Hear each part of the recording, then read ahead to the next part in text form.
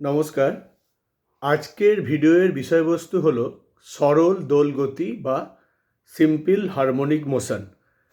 একাদশ শ্রেণীর পাঠ্যপুস্তকে সরল দোলগতি নামক যে অধ্যায়টি রয়েছে সেটা নিয়ে আজকে আমি আলোচনা করব, এবং বলাই বাহুল্য যে একটি ভিডিওতে সম্পূর্ণ অধ্যায়টা নিয়ে আলোচনা সম্ভব নয়, তাই আমি একাধিক ভিডিওতে গোটা অধ্যায়টিকে শেষ করার চেষ্টা করব।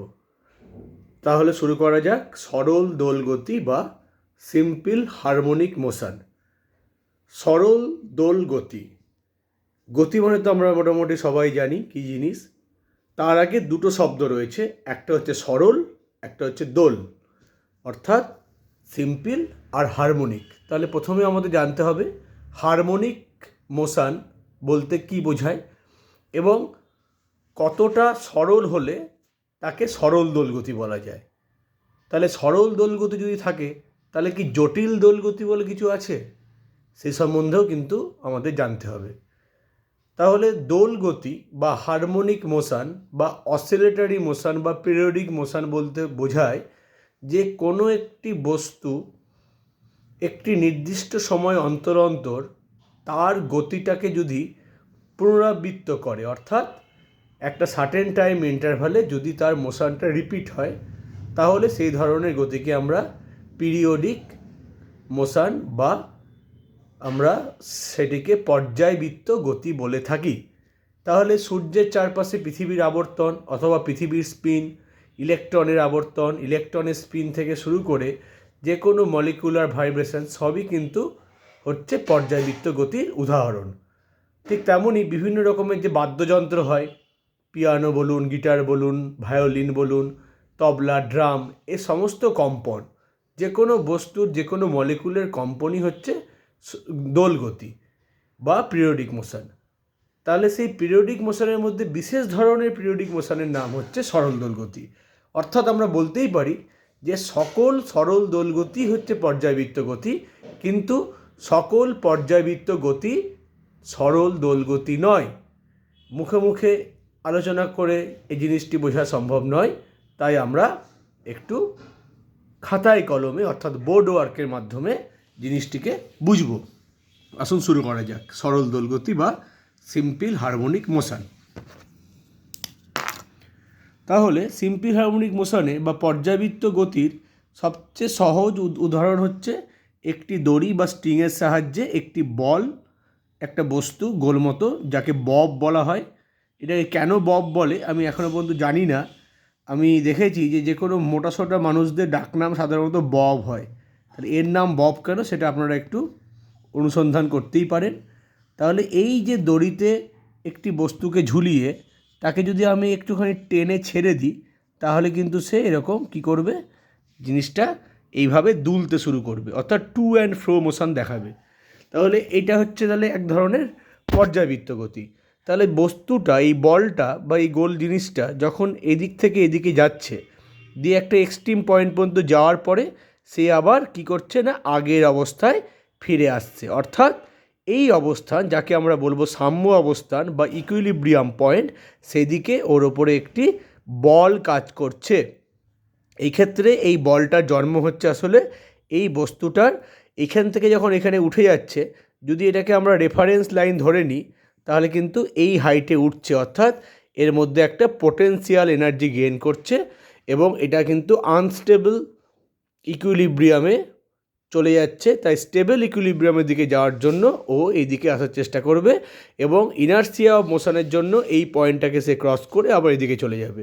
এবং ধীরে ধীরে ধীরে ধীরে কিন্তু এর এই অ্যাম্প্লিটিউড কী জিনিস, সর্বোচ্চ যে স্মরণ, সেটা কমতে কমতে একসময় সে থেমে যাবে, কারণ এখানে একটি মাধ্যমের মধ্যে এটা দুলছে, অর্থাৎ বাতাসের মধ্যে দুলতে পারে, অন্য কোনো মাধ্যমের মধ্যে দুলতে পারে। যদি শূন্য মাধ্যমে কোনো বস্তুকে টেনে ছেড়ে দেওয়া হয়, তাহলে কিন্তু সে দুলতেই থাকবে, দুলতেই থাকবে, দুলতেই থাকবে। সেটাই হচ্ছে Newton's first law of motion. তাহলে এই যে বলটার জন্য, মানে ফোর্সটার জন্য এই বস্তুটা আবার সাম্য অবস্থানের দিকে ফিরে আসছে, সেই বলটাকে বলা হয় রেস্টোরিং ফোর্স বা প্রত্যানয়নকারী বল। তাহলে এই রেস্টোরিং ফোর্সের যদি একটি বিশেষ ধরনের ফিচার্স থাকে, সেটা হচ্ছে F is proportional to instantaneous displacement, অর্থাৎ তাৎক্ষণিক সরণের সঙ্গে যদি বলটা সমানুপাতিক হয়ে যায় তাহলে সেই গতিকে আমরা কি বলবো, সরল দোলগতি বলবো। এক্সটা কি, মনে করুন কোনো একটি মুহূর্তে বস্তুটা এরকম জায়গাতে রয়েছে, তাহলে এইটা হচ্ছে এক্স। আর এই সর্বোচ্চ যে সরণ তাকে সাধারণত এ দিয়ে লেখা হয়, এটাকে আমরা বিস্তার বলে থাকি। আর এই ঘটনাটা অর্থাৎ F is proportional to minus x, এটা কখন ঘটবে, যখন এই কৌণিক সরণটা খুব ছোট হবে, উইদিন 4 ডিগ্রি। অর্থাৎ থিটা যদি 4 ডিগ্রির মধ্যে হয় তাহলে বলটা শুধুমাত্র সরণের সাথেই সমানুপাতিক হবে, অর্থাৎ এক ঘাতের সাথে। কিন্তু যদি এই অ্যাঙ্গেলটা বাড়ে তাহলে নানা রকমের গ্র্যাভিটেশনাল এফেক্ট থেকে শুরু করে অন্যান্য এফেক্টের কারণে এখানে এক্সের সাথে সাথে আরও কিছু টার্ম অ্যাড হবে। তাহলে এইটি হচ্ছে সরল দোলগতি। এবার হচ্ছে যে কোনো কমপ্লিকেটেড বা কমপ্লেক্স হারমোনিক মোশনকে আমরা একাধিক সরল দোলগতির যোগফল আকারে প্রকাশ করতে পারি। এটাকে বলা হয় ফুরিয়ার অ্যানালাইসিস। সেটা অন্য বিষয়, সেটা অন্য ক্লাসের বিষয়, আমরা সেটা পরে আলোচনা করব। তাহলে কি, এই জন্যই কিন্তু আমাদের সরল দোলগতি সম্বন্ধে জানতে বা পড়তে বা শিখতে হবে। এবার দেখে নেওয়া যাক কতগুলো ফান্ডামেন্টাল টার্ম। এই যে এটা দুলছে, তাহলে একটা পূর্ণ দোলন বা ওয়ান কমপ্লিট অসিলেশন বলতে কি বোঝায়? ওয়ান কমপ্লিট অসিলেশন বলতে বোঝায় যে এই বস্তুটা একবার করে এক্সট্রিম এন্ডগুলোকে টাচ করে আসতে হবে এবং যেখান থেকে ও চলা শুরু করেছিল সেখানেই ফিরে আসবে, তাহলে একটি পূর্ণ দোলন সম্পন্ন হবে। তাহলে যদি আমরা এখান থেকে বিচার করি তাহলে বস্তুটা এখান থেকে যাবে এখানে, তারপরে আবার এখানে গেল, দিয়ে আবার এখানে ফিরে এলো, তাহলে একটি পূর্ণ দোলন। যদি এই এন্ড থেকে বিচার করি তাহলে অলরেডি যেহেতু একটা এক্সট্রিম এন্ডে রয়েছে, তাহলে এখান থেকে এই গেল, আবার এখান থেকে এখানে ফিরে এলো, তাহলে একটা পূর্ণ দোলন সম্পন্ন হলো। আর এই একটি পূর্ণ দোলন সম্পন্ন করতে যে সময় লাগে তাকে বলা হয় টাইম পিরিয়ড। তাকে বলা হয় টাইম পিরিয়ড, যাকে ক্যাপিটাল টি দিয়ে লেখা হয়। তাহলে টি টাইমে একটা পূর্ণ দোলন হয়, তাহলে একক বা ইউনিট টাইমে কতগুলো পূর্ণ দোলন হবে? 1/t। এই 1/t জিনিসটাকে বলা হয় ফ্রিকোয়েন্সি বা কম্পাঙ্ক। এটাকে বলা হয় ফ্রিকোয়েন্সি। এটাকে এন অক্ষর দিয়ে লেখা হয় এবং এর ইউনিট হচ্ছে hertz, that means second inverse. তাহলে 1 সেকেন্ডে এ যতবার দুলবে নাম্বারটা, সেটাই হচ্ছে এখানে কম্পাঙ্ক বা ফ্রিকোয়েন্সি। এবার আমরা এই যে বস্তুটার ইকুয়েশন অফ মোশন সেটা সেট করব, that means Newton second law. তাহলে বস্তুটার ভর যদি এম হয় তাহলে এম গুণিত ত্বরণ, ত্বরণ মানে হচ্ছে d2x dt2, that means rate of change of displacement with respect to time twice. সময়ের সাপেক্ষে এক্সের দুবার পরিবর্তন নিলে ত্বরণ পাওয়া যায়। একবার পরিবর্তন নিলে পাওয়া যাবে বেগ, আর দুবার পরিবর্তন নিলে পাওয়া যাবে ত্বরণ। ইকুয়াল টু হচ্ছে ফোর্স। এখানে এটার সামনে মাইনাস চিহ্ন আছে কেন? তার কারণ হচ্ছে এক্সের ডিরেকশানটা এদিকে, এফের ডিরেকশানটা উল্টো দিকে। তাহলে এখান থেকে আমরা লিখতেই পারি যে F equal to some constant K into x. তাহলে এই যে বলের চেহারাটা, ফোর্সের যে রাশিমালাটা হলো মাইনাস কে এক্স, সেটা আমরা এখানে বসিয়ে দিই, কারণ এই বলের জন্যই বস্তুটা মুভ করছে। তাহলে এখানে হবে মাইনাস কে এক্স, মুন্ডুতে হবে অ্যারো। এবার তাহলে এইটাকে এদিকে নিয়ে আসি, তাহলে হবে M D two X D T two plus K X equal to 0। এইবার যদি এরকম ঘটনাটা ঘটে, এরকম কালো কালো হয়ে গেল, কীরকম ঘটনাটা ঘটে যে আমরা এম দিয়ে ভাগ করে দিই, তাহলে কে বাই এমকে আমরা লিখব ওমেগা স্কোয়ার। তাহলে কেমন হবে দেখুন, d2x, আমি এমনি স্কেলার ফর্মে লিখছি, অ্যারো দিচ্ছি না, dt2 plus omega square x equal to 0। এখানে ওমেগা মানে হচ্ছে √k/m। এই যে গতির সমীকরণটা এলো, এটা হচ্ছে একটি সরল দোলগতির সমীকরণ। অর্থাৎ যে কোনো বস্তু বা বস্তু সংস্থার সেকেন্ড ল অফ মোশনের যদি গাণিতিক রূপটা এরকম চেহারা নেয়, অর্থাৎ ত্বরণ প্লাস সরণ গুণিত কিছু ধ্রুবক ইকুয়াল টু 0, তাহলে আমরা চোখ কান নাক বুঝে বলে দেব এই গতিটা হচ্ছে সরল দোলগতি। এবার এই যে সেকেন্ড অর্ডার ডিফারেন্সিয়াল ইকুয়েশনটা এলো, এটাকে আমরা সলভ করব। তার জন্য আমরা কি ধরবো, আমরা ধরি X equal to E to the power P T ধরলাম। তাহলে এখান থেকে যদি আমি ডি এক্স ডিটি করি তাহলে কি আসবে, P E to the power P T. D two X D T two যদি করি তাহলে হবে P square E to the power P T. এই মানগুলো আমরা এই সমীকরণটাতে বসিয়ে দিই। তাহলে D two X D T two মানে হলো P square E to the power P T plus omega square E to the power P T equal to হলো 0। তাহলে আমরা কি পাচ্ছি, P square plus omega square equal to 0, যেহেতু e to the power p t is not equal to 0। তাহলে এখান থেকে আমরা পি এর মান কি পাচ্ছি, আমরা পি এর মান পাচ্ছি হচ্ছে প্লাস মাইনাস আই ওমেগা। অর্থাৎ এই যে পি এর যে মানটা যদি কি হয়, যে এই সেকেন্ড অর্ডার ডিফারেন্সিয়াল ইকুয়েশন যখন সলভ করা অঙ্কে তোমরা শিখবে বা হয়তো শিখে গেছো, তাহলে যদি এই যে পি এ অক্সিলারি ইকুয়েশন বলে এটাকে, অক্সিলারি ইকুয়েশনের পি এর মানটা যদি অসমান এবং জটিল হয়, তাহলে এই ধরনের ডিফারেন্সিয়াল ইকুয়েশনের সমাধানটা হয় কীরকম, এই ধরনের ডিফারেন্সিয়াল ইকুয়েশনের সমাধানটা হয় হচ্ছে, আমরা লিখতেই পারি যে এক্স ইকুয়াল টু হবে a dash sine omega t plus b dash cos omega t. তাহলে এই সমীকরণটা সমাধান করে আমরা এরকম একটা রাশি পেলাম। যদি আমরা ধরে নিই যে এ ড্যাশ মানে হচ্ছে এ কস আলফা আর বি ড্যাশ মানে হচ্ছে বি সাইন আলফা, তাহলে এক্স ইকুয়াল টু আসবে a sine omega t cos alpha plus b cos omega t sine alpha. Sorry, এখানে বি হবে না, এখানে একটা ভুল হলো, দুটোকেই আমরা ধরবো এ, দুটোকেই আমরা এ ধরবো। তাহলে এখানে আমরা হবে এ, তাহলে হবে এ সাইন এ কস বি কস সাইন মানে সাইন এ প্লাস বি, তাহলে sign omega t plus alpha. অর্থাৎ সরল দোলগতি সম্পন্ন কোনো বস্তুর গতির সমীকরণ অর্থাৎ নিউটন সেকেন্ড লকে যদি আমরা সমাধান করি, তাহলে আমাদের সরণ বা ডিসপ্লেসমেন্টের ইকুয়েশনটা হলো এরকম। জিনিসটাকে ভালো করে বুঝে নিন যে আমরা কি করলাম, X equal to E to the power P T ধরে আমরা এই প্রসিডিওরটা ফলো করে আমরা এই সিদ্ধান্তে পৌঁছালাম। এবার যদি আমরা একে যদি আমি গ্রাফিক্যালি রিপ্রেজেন্ট করতে চাই তাহলে কি ঘটনা ঘটবে দেখুন। তাহলে প্রথমে আমরা সরল দোলগতি ছবিটা আঁকি।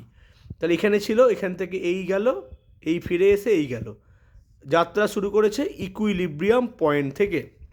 আমরা চাইলে এই সমীকরণটাকে কস আকারেও নিয়ে আসতে পারতাম। এবার দেখুন যে এখানে টি আর এখানে যদি আমাদের ভ্যালুগুলো প্লট করি, তাহলে এই পয়েন্টটা হচ্ছে ইকুইলিব্রিয়াম পয়েন্ট, যেখানে সরণ শূন্য মানে এই পয়েন্টটা। সাইন গ্রাফ বাড়তে বাড়তে এ মানে ম্যাক্সিমাম এ, এক্সের ম্যাক্সিমাম মান এ, আবার কি হলো এদিকে ফিরে এলো, এদিকে ফিরে এসে এই পয়েন্টে ফিরে এলো, অর্থাৎ আবার সে 0 হয়ে গেল, দিয়ে এইদিকে ম্যাক্সিমাম গেল অর্থাৎ এদিকে ম্যাক্সিমাম হলো, দিয়ে আবার এখানে ফিরে এলো, অর্থাৎ একটা কমপ্লিট অসিলেশন সম্পন্ন হলো। তাহলে আমরা সরল দোলগতিকে এরকম টাইপের সাইন ওয়েভ আকারে সরণটাকে রিপ্রেজেন্ট করতে পারি। ভালো করে জিনিসটা বুঝে নিতে হবে। এই পয়েন্ট মানে এই পয়েন্ট, এই পয়েন্টটা মানে এই পয়েন্টটা, এই পয়েন্টটা মানে এই পয়েন্টটা, আবার এই পয়েন্টটা মানে এই পয়েন্টটা, আর এই পয়েন্টটা মানে হচ্ছে এই পয়েন্টটা। তাহলে এই হচ্ছে একটা রিপ্রেজেন্টেশন। এবার যদি কণাটা অলরেডি এক্সট্রিম পয়েন্ট থেকে যাত্রা শুরু করে, তাহলে টি ইকুয়াল টু 0-তে কিন্তু সরণ ম্যাক্সিমাম, তখন আমরা কোসাইন গ্রাফ বা কস গ্রাফ পাবো, অর্থাৎ সেটা এইভাবে শুরু হবে, অর্থাৎ 0-তে 1, তারপরে আবার 0, উল্টো দিকে -1 মানে মাইনাসে আবার 0, এইভাবে চলবে। তাহলে কখন সাইন লিখবো আর কখন কস লিখবো ব্যাপারটা বোঝা গেছে। যদি আমরা কণাটাকে বিচার করি সাম্য অবস্থান থেকে তাহলে সাইন লিখবো, আর যদি এক্সট্রিম পয়েন্ট থেকে বিচার করি তাহলে লিখবো আমরা কস। কিন্তু দুটোর, আর যদি যে কোনো ইন্টারমিডিয়েট পয়েন্ট থেকে লিখলে আমরা এইটাই এক্সের মান হিসাবে ধরে নেব।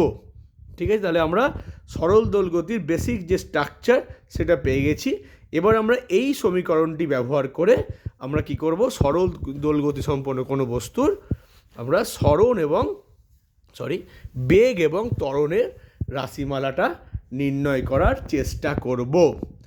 এবার তাহলে তার আগে যে কোনো সরল দোলগতি সম্পন্ন বস্তুকে আমরা একটি বৃত্তীয় গতির সাথে তুলনা করতে পারি। কীরকম ব্যাপারটা একটু দেখে নেওয়া যাক।